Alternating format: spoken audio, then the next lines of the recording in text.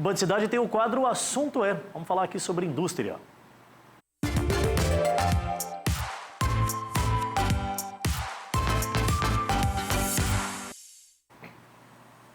Estou recebendo aqui o senhor Gilberto Batista, superintendente da Fiero.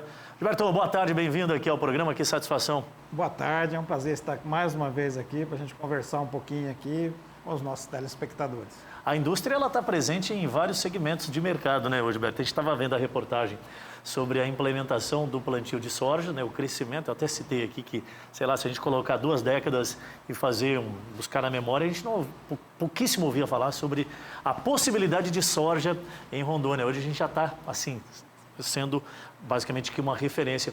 E aí você me citava, olha, a Fiero tem uma participação, nós temos algo tipo assim, a comemorar juntos hoje esse franco crescimento, né, Gilberto? Bom, a indústria está em tudo.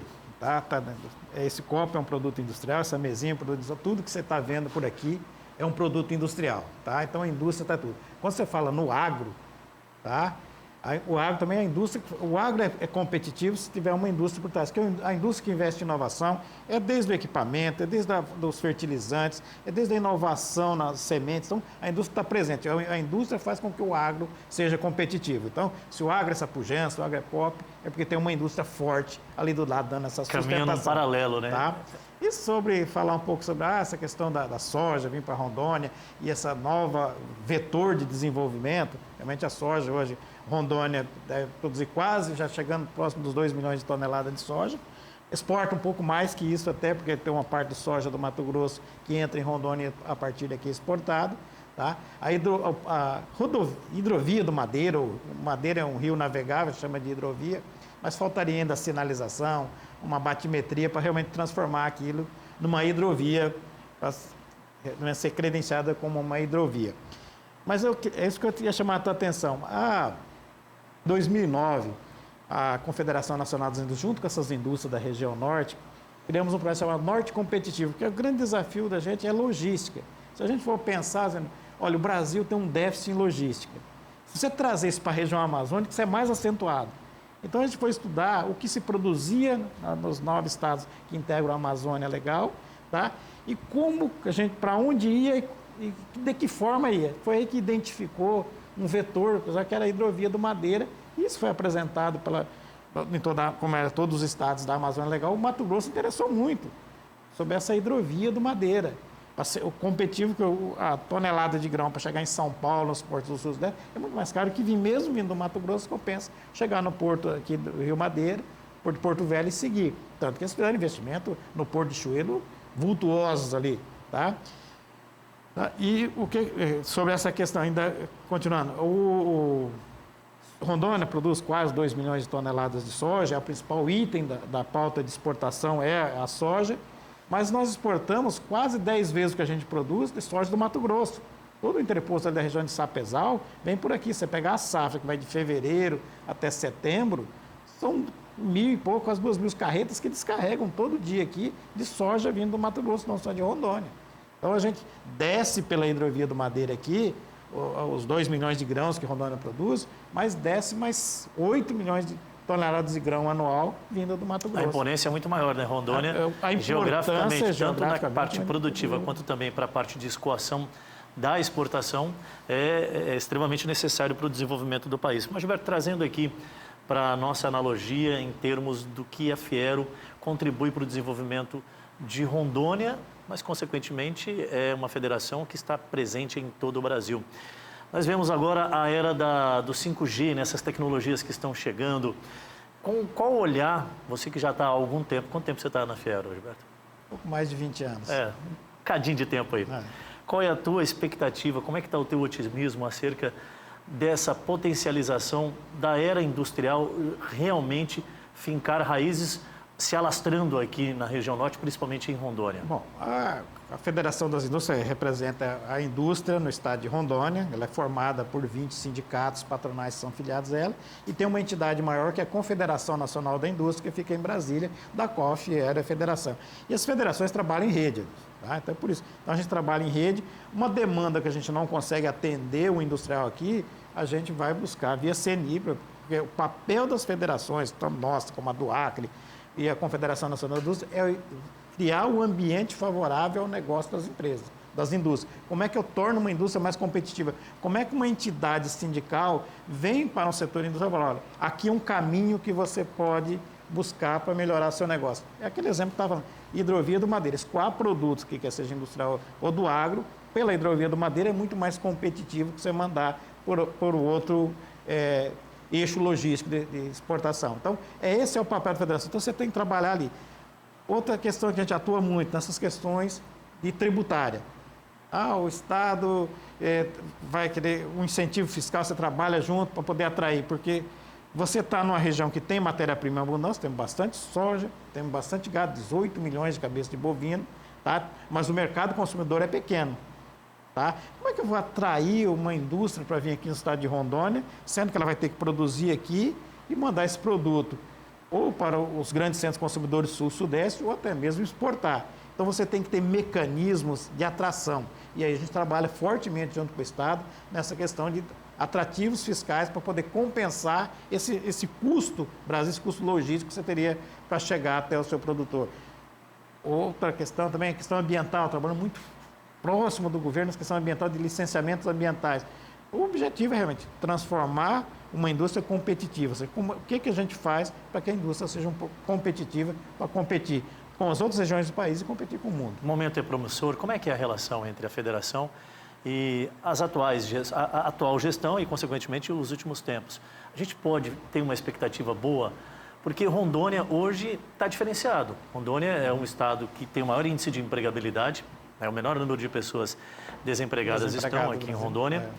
E nós temos aqui ainda aquele jargão, que eu acho que permanece, ainda é o local das oportunidades, né, Gilberto? Aqui ainda é um local de oportunidade. Rondônia tem realmente o menor índice de desemprego do país, mas tem um índice alto de informalidade também. Então, essa questão reflete na Previdência. A gente vai falar um pouquinho de Previdência, isso reflete lá na Previdência, quando você tem muita informalidade. Então, você tem que trazer esse pessoal para a formalidade, realmente é uma pessoa ocupada, demonstra que tem um empreendedorismo, tá? Que a população rondonense é empreendedora, o cara não consegue emprego ali, uma maneira de criar um negócio para ele, tá? Então, é empreendedora, tá? Então, esse é o retrato do estado de Rondônia hoje, e o relacionamento que a gente tem com o governo é muito bom. Com quais esferas do governo federal, estadual, municipal, e esse é o papel disso. Você tem que ter, aqui a gente fala, olha, não interessa a cor partidária, o partido que o governo do estado o federal, nós temos que ter uma premissa que é a liturgia da cadeira. É o governo, por mais que o estado de Rondônia aqui tem uma cultura mais do agronegócio, está muito mais aproximado com um governo de direita, mas foi eleito um governo de esquerda, é com um governo de esquerda que a gente vai negociar, é com um governo de esquerda que nós vamos buscar trazer os benefícios para a nossa indústria. No desenvolvimento e no andar do processo que é necessário, acho que desmonta esse palanque, ideologia política. Esse palanque, e o propósito é único. Desenvolvimento. É em prol do desenvolvimento das comunidades, da comunidade brasileira, da regional e por aí vai. Essa nova reforma da Previdência, Gilberto, ela é crucial para que o país ele tome as rédeas novamente e consiga dar uma guinada. A gente, evidente, que falando sobre as dificuldades enfrentadas no período pandêmico, reflexos que a gente começa a sentir, inclusive, no ano passado, esse ano ainda tem muitos dos reflexos. Essa nova reforma da Previdência, qual a relação direta que ela tem com esse desenvolvimento, com essa parte do fortalecimento da indústria? O que acontece? A Previdência no Brasil é deficitária, já há décadas é deficitária e tende a ser deficitária. Se a gente pegar com base 2022... O regime geral da Previdência Social arrecadou em torno de 535 bilhões, mas pagou de benefício 805 bilhões, ou seja, deu um déficit de 270 bilhões. Tá? Isso já com um pouco de reflexo da reforma que teve em 2019. A partir de 13/11 de 2019, nós estamos vigente uma nova Previdência, ou seja, mudou algumas questões de idade, a aposentadoria por idade da trabalhadora saiu dos 60 para 62 anos. Hoje, uma senhora, uma trabalhadora, ela tem que ter 62 anos para trabalhar, para poder se aposentar de trabalho. O aposentado do homem manteve o mesmo 15 anos, mas vai começar a exigir agora 20 anos de tempo de carência, antes era 15, para aposentadoria por idade. A aposentadoria por tempo de contribuição, ela foi extinta em 13/11/19, continua só para aqueles que já estava no regime geral, mas ela vai acabar. Tudo isso porque para reduzir esse déficit. De 2023, comparado a 2022, o déficit está reduzindo. Em torno de 21%, já vai ser o déficit menor. 2023 se projeta um déficit menor, na faixa de 20% a 25%, menor do que foi... Demonstra que foi, de certa forma, assertiva aquela primeira reforma. Aquela primeira reforma. Trouxeram frutos interessantes. Ainda que tímida, quer dizer, mas ela já começa a trazer. Porque o que acontece? Se dá um déficit, para dar o déficit, o governo tem que pagar mais. Nós temos aí 23 milhões de aposentados, com mais outros benefícios, 35 milhões de pessoas recebendo benefício da Previdência Social. Se eu arrecado menos do que eu pago, eu tenho um déficit. Esse déficit o governo tem que buscar na iniciativa privada, tem que buscar no mercado. Tá? Para ele buscar no mercado, o primeiro impacto é ele tem que ter um juro atrativo, então ele tem que aumentar a taxa de juros. Quando ele aumenta a taxa de juros, ele afeta lá a indústria. Como é que eu vou investir se o juro está alto? Então, uma discussão extensa entre Banco Central e o governo federal para a redução dessa taxa de juros, essa queda de braço. Tá? Você aumenta a taxa de juros, aumenta a inflação. Então, é uma questão que funciona em cadeia. Porque cada medida que você dá ali, você tem um reflexo difícil de se enfrentar. Então, você precisa realmente, não pode ter déficit, ou o déficit mínimo possível. Esse é o primeiro impacto, é o juro. O segundo impacto, que é o que mais teme a indústria, ou todo o setor empresarial, você vai comprar dinheiro no mercado, você vai buscar dinheiro para cobrir o déficit, mas vai chegar um tempo que você não tem mais como buscar dinheiro no mercado. Você vai ter que recompor. Vai lá, se eu estou pagando mais arrecadado no mês, eu tenho que aumentar a receita. E aumento de receita só tem um jeito: aumento dos tributos. Novamente, aí o peso é muito pior para o setor produtivo, porque daí você vai aumentar a sua carga tributária. Hoje, o mundo, o teu concorrente não é o cara que está ali na esquina, nem o cara que está lá em São Paulo, é o mundo. Se você torna competitivo no estado, você vai perder para o cara que vem de outro estado. Se você torna competitivo no Brasil, vai perder para quem vem de outro país.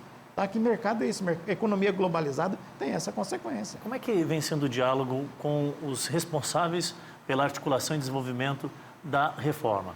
É necessário que se tenha um Congresso antenado justamente com os interesses. Quando a gente fala em interesses, não é o interesse em uma categoria, acho que é o interesse no desenvolvimento de uma nação. Porque se eu tenho uma indústria forte, eu tenho empregabilidade, se eu tenho essa segurança jurídica, eu tenho condições de investimentos a longo e médio e longo prazo.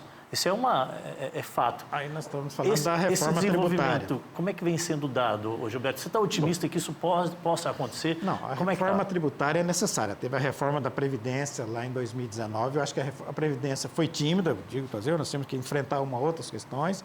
Tá? A reforma tributária, a reforma tributária ela não tem o condão de reduzir carga tributária, tem condição só de reduzir, simplificar. Porque hoje, grande empresa, se ela seja gastar 2% a 3% do faturamento dela só para poder cumprir as obrigações. Hoje você tem que ter, não basta ter um contador, você tem que ter um contador, tem que ter um advogado, tem que ter um auditor para saber se você está recolhendo tributo, se você está recolhendo correto. E uma gama de informações que você tem que prestar. Tem que prestar informação para o Ministério do Trabalho, para o Ministério da Previdência, para a Prefeitura, para o Estado, para a Receita Federal.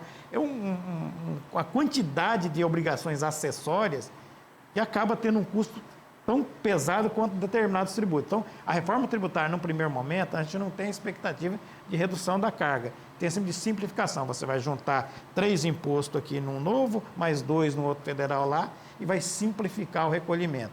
A indústria tende a ter uma leve queda tributária, porque vai criar-se alíquotas únicas de ICMS, por exemplo. O IBS, que vai substituir o ICMS e o ISS, vai ter uma alíquota única para o Brasil todo. Tá? E aí quem está sujeito, tanto a indústria vai estar sujeita a essa alíquota, o comércio vai estar sujeito a isso, com a prestação de serviço, que hoje a prestação de serviço tem uma tributação um pouco menor. Enquanto a gente imagina aí que a tributação da indústria chega na ordem de 30 e poucos por cento, a parte do serviço é 10%, 12%, via de regra. Então, uma tributação menor. E aí tem a grande discussão que está hoje, como é que eu doso qual que é a dose exata? Qual que é a alíquota desse IBS, desse IVA? É 25%, já começou em 22%, depois falou em 25%, hoje nós falam em 29%, 30%. Qual que é a alíquota que realmente vai atender a todos? Ou que vai atender a grande maioria e ter uma maneira de não tornar inviáveis os outros. Porque você fazer uma reforma para simplificar ou para tornar mais justa a tributação, você não pode penalizar um em detrimento de outro. Perfeito. O Gilberto Batista, superintendente da Fiera, conversando um pouquinho conosco sobre o papel e a importância da instituição e as suas ramificações. Queria avançar um pouco mais na conversa, mas o tempo não permite, Gilberto. São 13 horas e 7 minutos. Eu já fico o convite para que você retorne aqui. É importante falar também das questões sociais, que vocês também estão muito pautados, né? Principalmente em se tratando da questão da autossustentabilidade, da qualificação profissional, porque se você tem desenvolvimento industrial, você precisa ter também aquela mão de obra. O pessoal fala, ó, que máquina está tomando o lugar do homem. Negativo, o homem vai ser necessário, ele vai migrar de atividade. Ele vai sair de uma profissão para outra. É necessário que ele acompanhe esse movimento. E vocês têm se preocupado também com isso, tem desenvolvido um trabalho. A Rondônia Rural Show, inclusive, demonstrou lá algumas ações por parte de um dos braços da Fiera, que foi o Senai, né? Senai teve lá, trazendo tecnologias, qualificação para essa galera. Enfim, tem muita coisa que é importante a gente compartilhar com a audiência. Gilberto, agradeço pela vinda, uma ótima tarde, obrigado pela presença aqui hoje. Foi um prazer estar aqui, estou à disposição para voltar novamente, se a gente quiser falar um pouco de desenvolvimento industrial, se quiser aprofundar nessa questão da Previdência, para que os nossos telespectadores entendam o impacto da Previdência, o que causa o déficit da Previdência, aonde que poderia ter algumas rotas de correção na visão da indústria, tá? O que são os benefícios previdenciários, quem recebe benefício previdenciário, quais os direitos dos benefícios previdenciários, eu estou à disposição para voltar aqui falando. Já está intimado, então. Gilberto Batista, superintendente da Fiero, participando conosco no nosso quadro O Assunto é aqui na TV Meridional Band.